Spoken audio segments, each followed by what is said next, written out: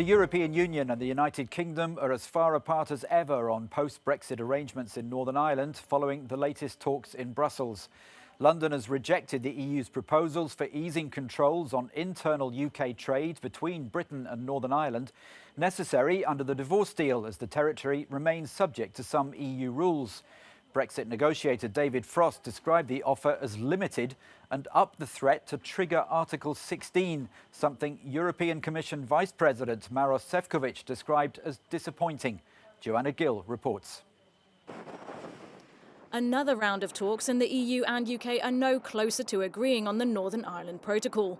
Concern is rising that Westminster is ready to trigger Article 16 to suspend the deal and put both sides on track for a trade war.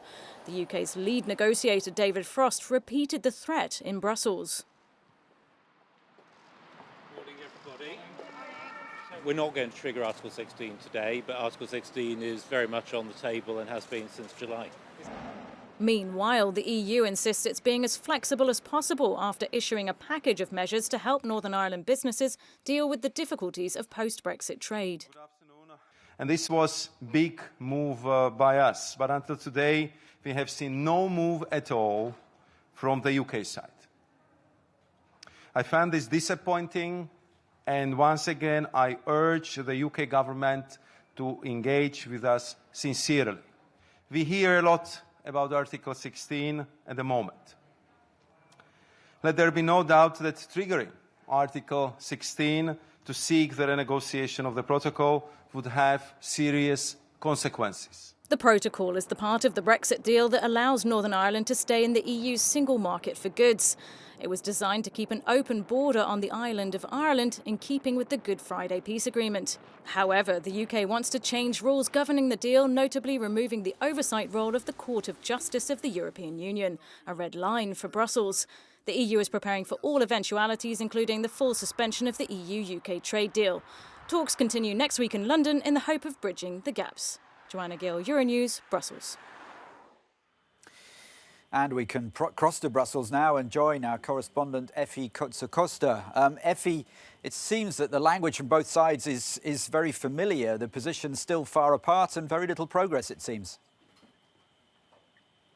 Exactly, Alasdair. This was the third round of talks, and of course the mood in the room didn't look like very friendly between the two main persons of the United Kingdom and the European Union. There is no solution, there is no agreement. The Article 16 is on the table very fast, I would say, since the trade agreement was done, and we have to remember that this Article 16 was the one that really cemented the post-Brexit deal last year.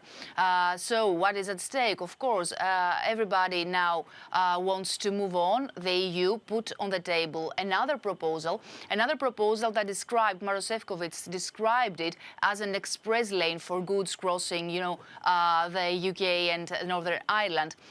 So now we have to see what will happen next week in London between Maros Sefcovic and David Frost. The mood, of course, is still gloomy, and we shouldn't ignore the bilateral, of course, dispute between France and the UK, and the mood is escalating. Of course, the impact on the ground is not that serious, as the UK has actually suspended the border checks of the goods.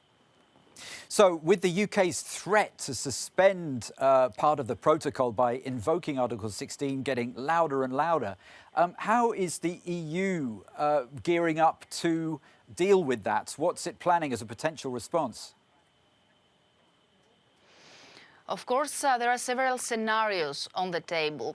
If there would be a trade war in case the UK really triggers Article 16, of course, this is a possibility. Nobody wants that, but it is always a possibility. It's the most serious scenario. Of course, most experts say that it is more likely that the measures should be proportionate under the rules, should be proportionate. So it depends on the extent of the measures that the UK will take in the end. The Article 16 anyway allows either side to take unilateral steps if they assume that there are really serious damages on environmental or economic or social standards. So the most likely scenario, we would say, is that the EU could really slap tariffs on specific products of the United Kingdom. But of course, it could also slap the whole trade agreement. This would be very serious and would really put at risk the UK and UK relationship post-Brexit, and really soon